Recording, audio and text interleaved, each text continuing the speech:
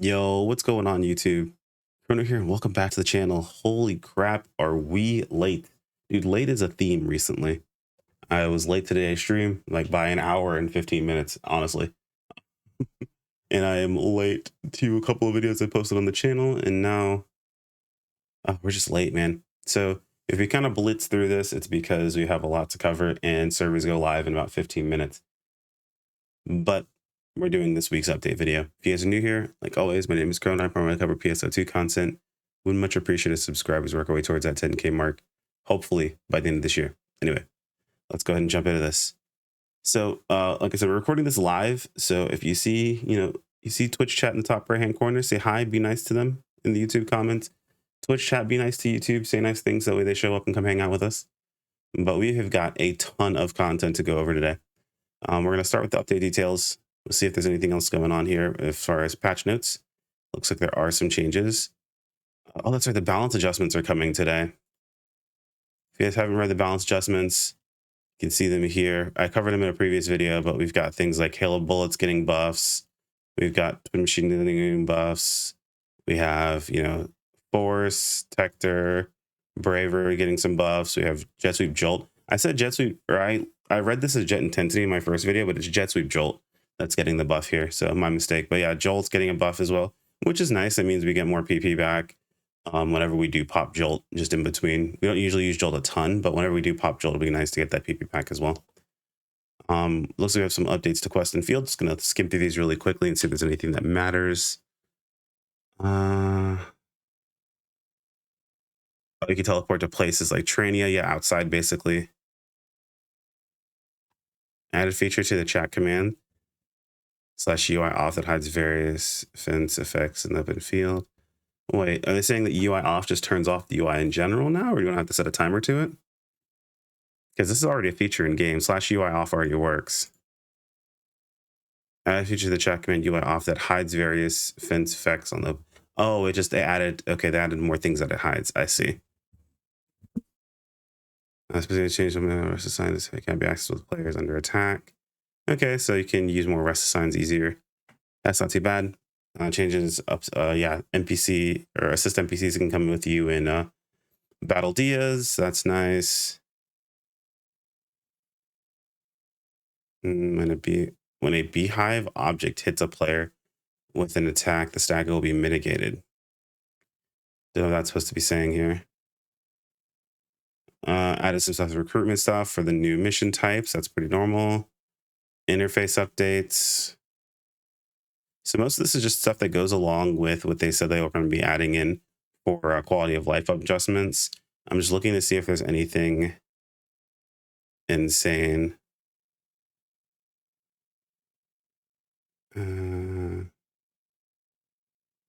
Nothing too crazy.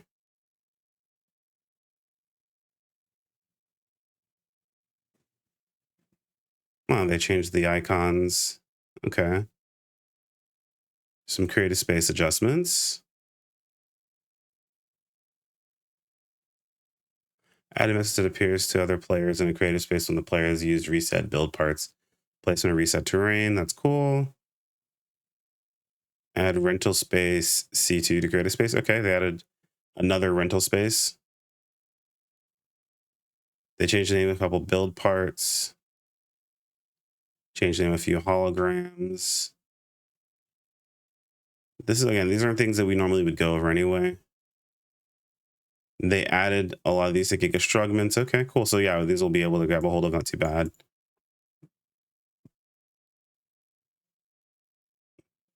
Added items to Cradle. And this is just in base PSO2 for Cradle spam. That way you can farm SG a little bit easier. Add items to the different Tranias. I believe these are the, what is it called? The different camos we talked about. Okay, I mean, that's, again, none of this is really super crazy. A lot of these are quality life adjustments that we're going to see anyway. So like I said, I just wanted to skim over them, make sure it wasn't anything too crazy that we would have missed. But August info is really where we're going to be. So we have a ton to cover here. Starting off, we have the next chapter 6, we have part 2 of chapter 6 of the storyline, where Manning gets a new style. Some people are saying this isn't enough of a change for her character. It's a completely different outfit and hairstyle. So I don't know what you're talking about. I guess it is still the same colors, but usually you keep the same theme on a character. Actually, not even the same colors. Because man, it's what, usually black and green. This is black and yellow, so whatever. I'm not a big fan of the blue that's on here, but that's about it. That seems to weasel its way into a lot of outfits. Even Glenn's outfit kind of got messed up by this. Thought I was really going to like this outfit, but it ended up being pretty bad. I'll find out what lies in store for the 3 main protagonists. Super cool. New mini episodes. We still have to do a bunch of those. So new standing quests. What we're spending most of our time doing today is the Lucille Exploration. It's a standing quest group for up to 8 players. Set on the floating island. So get your gear ready. This should be fun. A power-up, defeat bosses in the final area before time runs out. New enemy type, Ruinous, awaits you in the final area. So we currently have Ruinous, what is this guy called again? Ragnus, or Ragne, and Ruinous Hunel. So both 2 really, really cool bosses. I'm looking forward to that. New 9-star rarity weapons. These are the ones that have 100% crit on them. So I'm looking forward to that. That's going to be really fun. New item, the growth mint and Lucille exchange for the new weapons. So the growth mint that we'll be trading in for all of this stuff. It's going to be super dope. This is updates for the 9th and the 2nd. So I'm not sure which is which if they actually labeled them, but we'll read them anyway. We've got the alliance creative spaces added for each alliance. We also have the Redum theme being added in as well. So we first saw backgrounds being changeable. It looks like they've already added the first one, which is Redum. Cool to see this added in so early. Actually pretty happy about that. We also get Redum themed buildings and building parts, things like that. Arcs record for field race alpha. Lake board stage 1 solos up. Okay.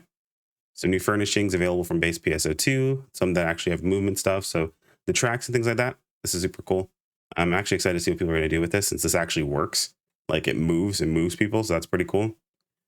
Let's see here. Enhancing preset skills. So I'm going to make a video talking about this more in depth and what you can actually do with it. But essentially, this is going to be the ability to create and enhance preset skills onto your gear. Essentially, you can take a weapon of the same, it looks like the same category or the same weapon series and use it as fodder to then either create a preset skill if you don't have one on a weapon or upgrade that preset skill if you do have one on a weapon instead of transferring the preset skill directly over that you have. So it's better in a sense that you don't need to have the exact same weapon to transfer the preset skill over to, but it's still going to be a bit of RNG because there's a percent chance of it not actually doing anything. So that sucks. But the benefit is you're going to be able to essentially build presets on weapons as fodder and then transfer those over to other weapons. So you essentially can build a preset from scratch of 0 all the way up to 5 if you get lucky enough, which I think is absolutely insane. Do I think it's going to fix the preset skill system? No, I don't think it's going to fix it, but it does give you another element of being able to build up presets out of nothing. And it also does mean that there is no situation that unless you can only get one weapon of each category, that a weapon will ever just not have a preset skill. So by default, every weapon should at least have a level 1 preset skill, as long as you have basics of materials. Enhancing a preset skill shows us the enhancement process. They added some camo drops to some Trainia. We talked about this beforehand, but we've got things like Riker Staff and a couple other ones here. Riker Staff.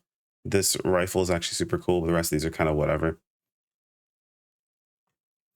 Looks like adding some more stuff to the main menu. This is pretty cool. I'm actually interested in the vital gauge design. You're able to change your background of your gauge and it shows up for other people in the party. That's super cool. Probably just gonna use this black one here. That looks dope, but it means there'll be more of these added in over the future. And we'll be able to pick those up and use them like nameplates. It kind of reminds me of titles in a sense. Actually, I think it's more interesting than titles because you can't really hide these. Like people are going to see them no matter what. Hopefully it doesn't mess with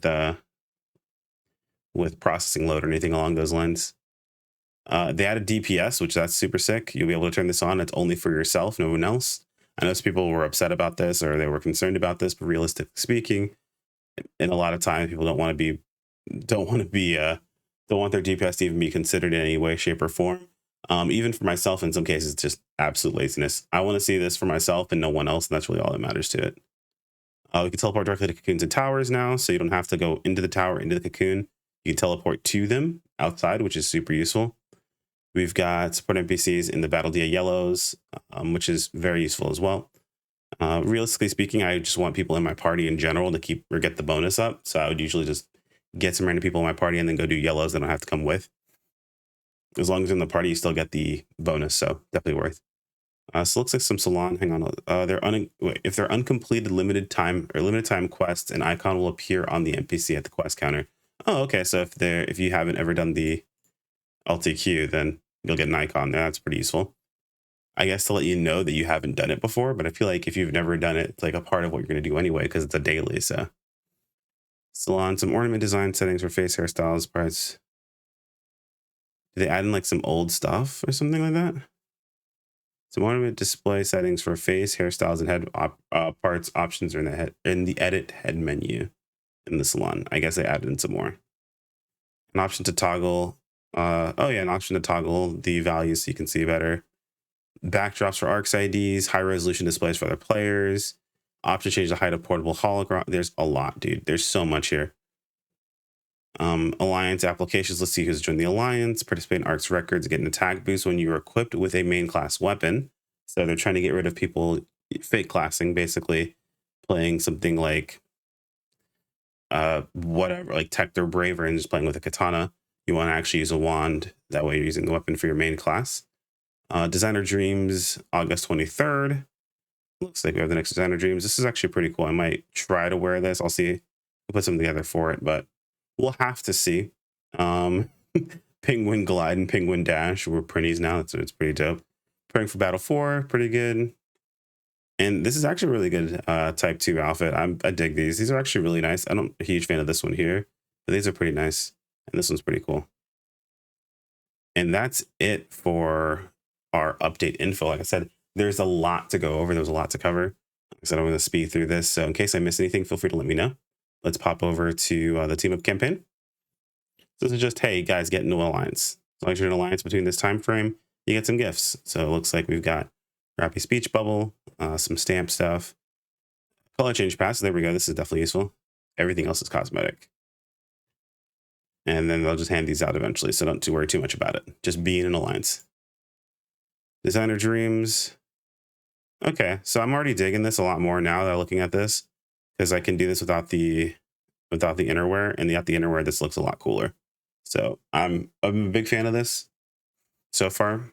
We're not going to go over this too much in depth. Skulls covers the scratches very much in depth, and she will be today as well.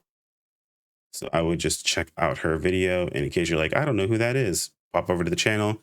On the very front page, you'll be able to see that information at the very top. Oh, Alpha Reactor metal rings. Okay, I like this a lot. It's multiple rings, so that's dope. I'll have to spend multiple or stuff on that. I definitely want these horns too. These horns are pretty sick. And this is not a bad scratch. I'm actually looking forward to that. And then AC purchase campaign. So it looks like a sort of chocolates accessory, and then this new item they're adding in, the SG Legacy Coordinated Badge. You can just basically get old hairstyles. There's like an old hairstyles, and I think an old